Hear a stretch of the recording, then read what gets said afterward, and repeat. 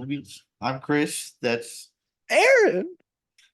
and this week we watched the box office hit Dune 2. Dose. Uh it, Dose. Dose. for y'all who don't know, Dune 1 came out 3 years ago. It's based off of the older 1984 classic and the movie uh or What do you mean the 1984 classic books? movie and the books. Um, this is probably the start to many of the movies since then, though there's quite a bit of books, and they just finished the first book with this. Uh, and it is about the. It's actually pretty political, kind of. Very much But so. it's about the invasion of a kingdom by trying to take it over and mine for spice, and then that kingdom gets taken over by another kingdom. And that's where the second movie starts, where the kingdom who was first there are one of the sons is trying to come or join and start the revolution to throw over the rebellion and take back Arrakis. And here's Uh, my little insight really quick before I let Chris continue, since he probably knows a little more about this. During the COVID years, I watched this movie in my apartment, the first movie, the first Dune with Timmy Chalamet, and I'll be honest, was not that big of a fan of it. I found it to be overall very boring. A lot of searching in sand, a few fights here and there. There was Oscar Isaac. There was Javier Bardem. There was Timmy Chalamet. Timmy Chalamet walking around. I just thought it was boring and nothing stood out to me about the first one. So going into this one, I barely remembered the first. We watched this together and I wasn't a fan of it. So that's just my context going into this. Yeah, I mean, the first one was, I'll just give kind of like a brief synopsis. Introduces the families and the houses, kind of Game of Thrones-esque. Like, you have a bunch of different houses, and instead of being on one world, they're spread around the galaxy. And Far, far away. uh I forget the house that he is from. Let me A look. treatise, right? Yeah, House Atreides. And they live on a water-filled planet Oh, oh, oh. where they want to mine for I somewhat lost kind you of there like for a bit. oil. It's sort of like oil, but it is called spice. And that's kind of one of the main commodities in the world. And they go to start building the spice regime, and they get attacked by the what's the name? What's the name? What's the name? Uh, I don't remember what they're called, but I know there's the Baron and Fade Robin, Robin. Well, I don't remember what their family's called, but I know the Baron and there's Fade in the second one. yeah, and that family then invades and overthrows the uh Atreides? The Atreides family, and he goes into hiding. And uh in order to join the Freudians? Is that what the Friedman? Freudian, Friedman? The yeah, Friedman? he has to battle and fight his way into it, and he does, and he wins. And that's where the first movie ends, and then you pick up at the start of the second one with him and with Timothy Chalamet and Zendaya, and they wake up and they're getting ready to bombard a bunch of the evil people as they're trying to mine for spice, and they're kind of on like a scout squad, and they gang up on and mark the scout squad and kill all of them and drain them for all their water because in a planet full of sand and nothing but sand, water is valuable and one of the ways to live. Yeah. And then we Uh, have Timmy Chalamet's mama. She's pregnant with a baby. Then when she's with a freedman, whatever they're called, I forget. I think it's freedman. They're like, we need you to be our new is it like head lady? What is it called?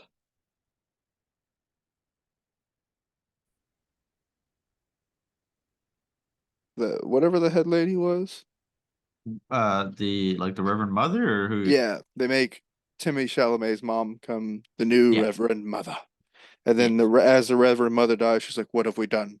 She's pregnant." exactly.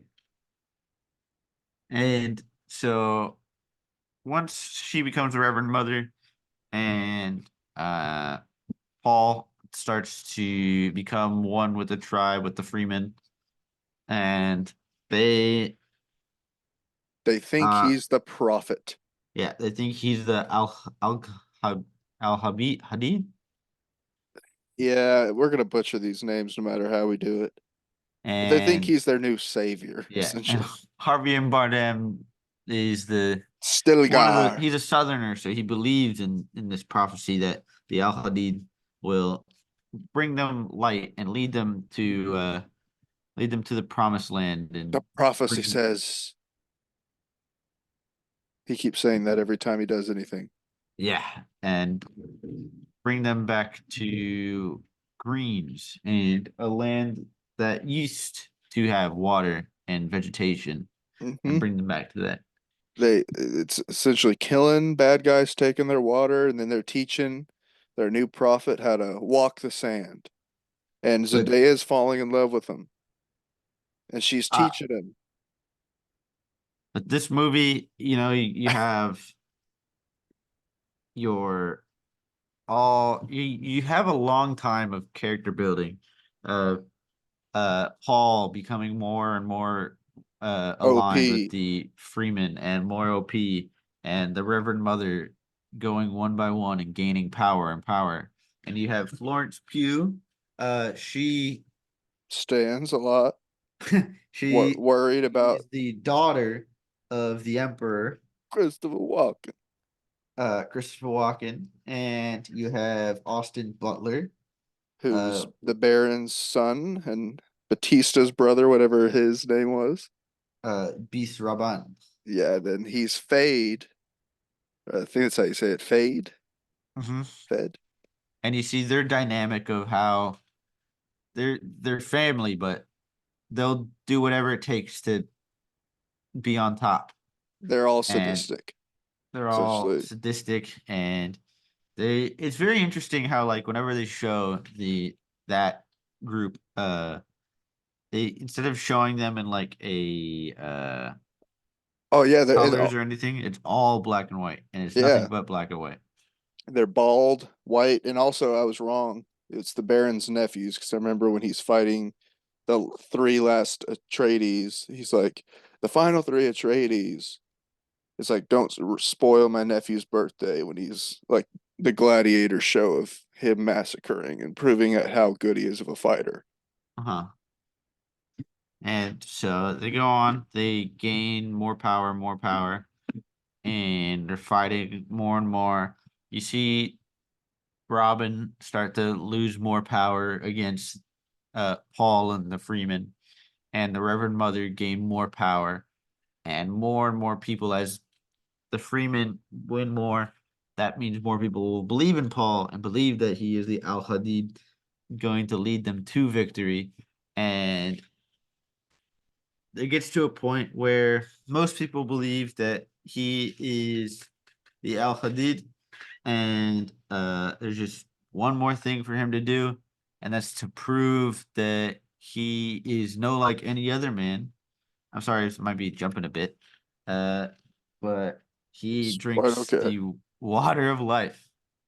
And while no man can do it, he prevails. He And does. it's the final thing to kick it over the edge and make him or cement him as the Al Hadid and make everybody believe in him no matter what. Because he can now see things that the others can't.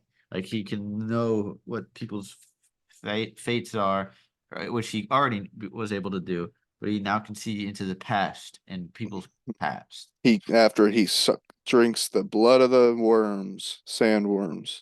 And this pushes the Emperor over the edge because they've lost so much power. They've lost so much that they can no longer believe in the Baron and his ability to control the spice trade. And they tried to have his nephew do it, and he couldn't do it. Beast Robin couldn't do it. So he now needs to see for himself what is going on. And for a group of people that are so powerful, they wanted to overthrow somebody who believed in their heart and what you should do based on your heart and your actions. And that caused them to go to a trade or go to Arrakis and see what is up. Mm-hmm. Uh, and this They is get ambushed. yep. Uh, Paul. Uh, the name of he's a desert mouse. That's his name. Because they're so wise and able to carve their own path and food and water. Uh, As the prophecy says, as written. but they, without any issues, take over and successfully ambush the emperor and take them all captive. But just because they did that doesn't mean that the other houses, the other 92 houses, will all accept them.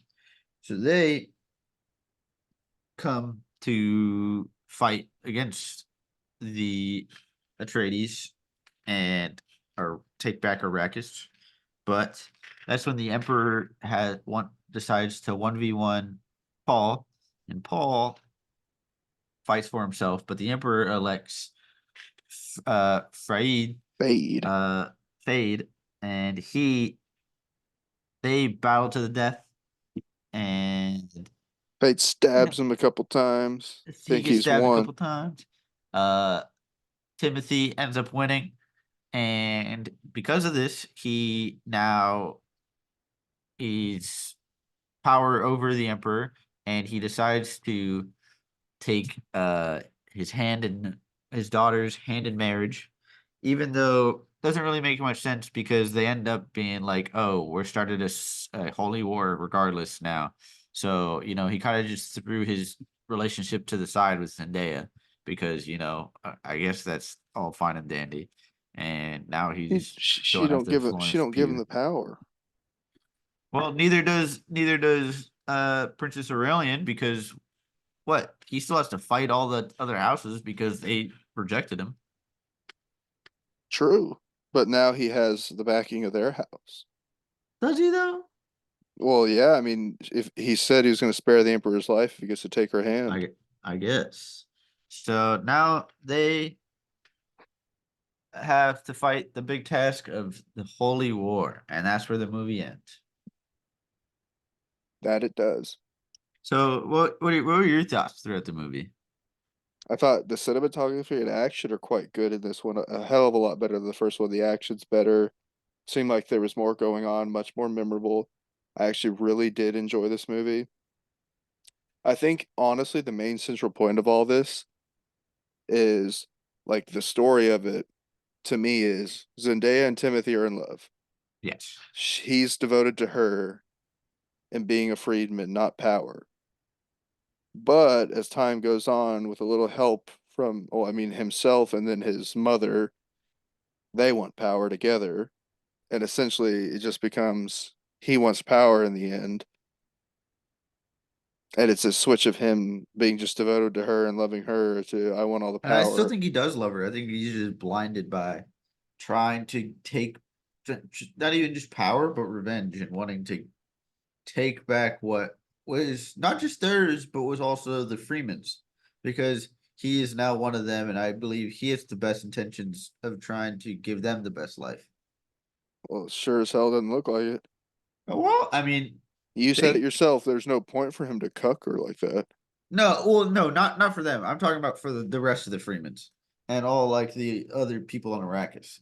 He's given them more hope than they've probably ever had. True, but it's his own revenge he wants. Yes, It's his but selfish intention. if he can, I feel like he thinks if he can get revenge while also helping them out, then it's a win-win. Because he really doesn't have anybody left. It's just Yeah, him, his mom, and his sister, but and at the then end, the it seems like Freemans. he didn't even really care about the Freedmans. To be honest, at the end, I think he does. he says, "I am." He literally says in front of all of them, "I am of House Atreides," and puts his ring back on. Well, yeah, but I think he's now House of Atreides and he's a member of the Freemans. I think he's Mm, more aligned with the Freemans than he is because there's nobody left of House of Atreides. It's just him and his mom and there and was Gurney and Josh Brolin, yeah, Gurney. and then he didn't he have a little set of people. Yeah, but those that's all that's left. There's nobody, there's no planet I think that they can go back to. Yeah, so essentially, say, yeah, I want to be a freedman. They're my people now. Psych! I'm a Atreides, baby. You listen to me. I don't care. And he has a whole nuclear arsenal on Arrakis. Yeah, he just got power hungry. You know, Yeah, you could say he's looking out for the people now. He's blinded by the he's blinded by the power. Look, he could just wipe out if he wanted to the entire he could. everything if he wanted. So he wants the power. If he didn't really want And the power and he just wants everyone to be free, he'd kill all of them. and he said he'll destroy the planet to so that way nobody wins. Yeah, So what do you what's your overall thoughts of the movie? I thought overall it's a very good movie. I think everyone, I mean, Florence Pugh hasn't doesn't have much to do. Christopher Walken didn't have very much to do. Anna Taylor-Joy comes out of nowhere. Yeah, she's like, yeah, in the future, I'm going to be an adult, not just a embryo in your mother's stomach. For like a second. Yeah. There's a lot of actors that don't have a lot to do. Dave Bautista just kind of plays a big failure the entire movie that has to kiss his brother's feet. Yeah. Austin Butler played a good sadistic man. He did good. Um, Yeah. A sex craved sadistic man. yeah, and Zendaya was great. Javier Bardem's always great. Bill Skarsgård is good.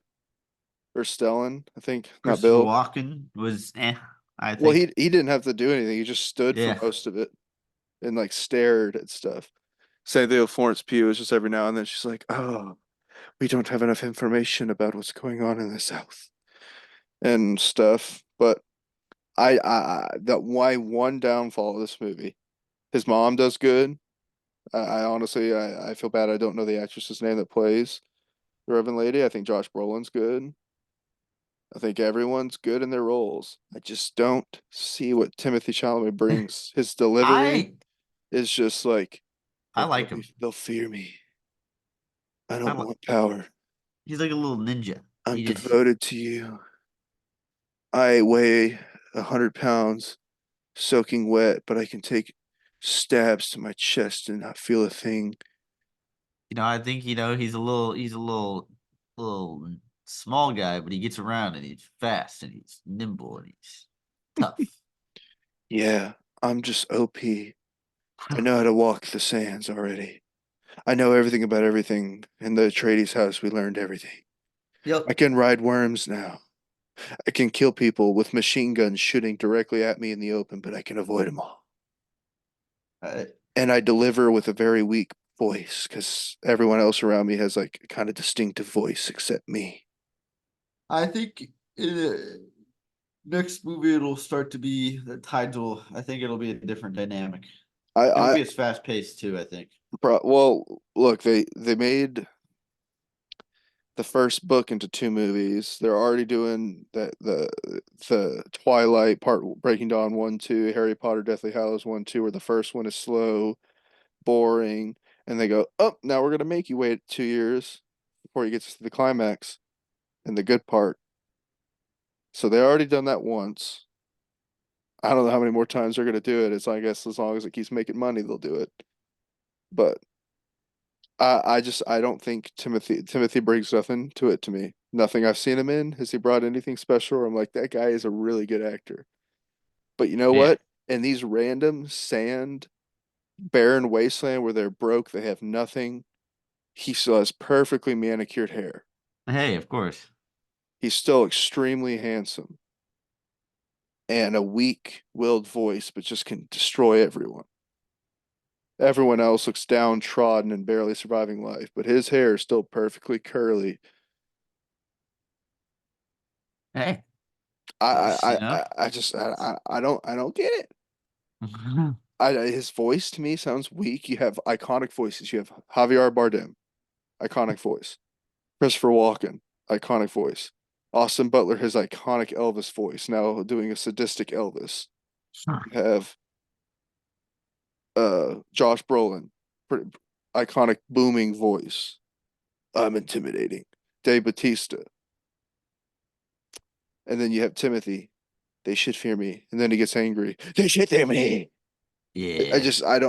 I'm like, Stilgar could whip your ass in a second, dog. But all of a sudden, and then this Fade guy is this ultimate warrior, beaten trained Atreides that aren't even poisoned, one of them. But all of a sudden, loses to a guy that's fought 30 battles already, that's apparently starving in the But sands, riding worms, falling off of cliffs, and is already stabbed twice, but somehow still wins with one stab. so with all that, what would you give this movie? I would give it a good 4. The only weakness to me, honestly, is I think Timothy's performance is kind of weak to me, but everything else I thought was pretty great in this movie. Okay. I think this is probably the first time I give back-to-back fives. I Back to give, back fives. yep, I give this one a five Whoa. as well. Damn. I love this movie.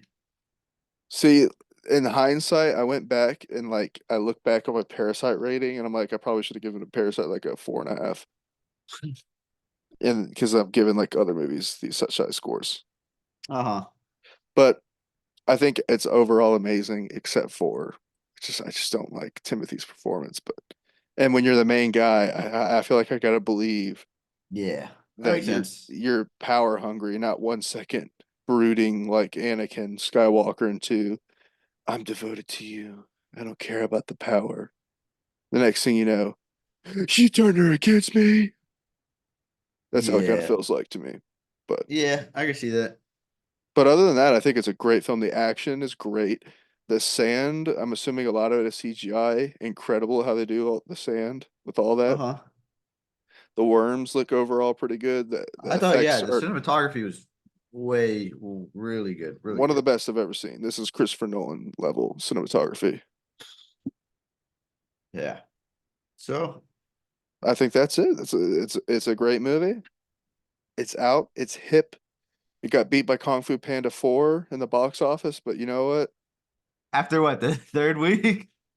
Yeah, it's beat. It's getting beaten by Kung Fu Panda I mean, 4 hey, Mr. Beast plays a mean, I think rabbit, mean in the movie. or something like that. But I mean, when you bring back Tai Lo, I mean, the kids are coming back. Yeah. I mean, I want to see it, and I didn't even watch the third one. I thought it'd be the fourth one. Huh? I said, I thought they'd be like on the fifth one or something by now. Well, I know. I mean, I saw 1 and 2. I haven't seen 3, but I liked 1 and 2. And 4, they brought back Tai Lo, and I thought he was the best villain. So I want to see it. I might need to Yeah, watch 3 though. But maybe. I think that's it for this week, everyone. Adios. Adios, amigos.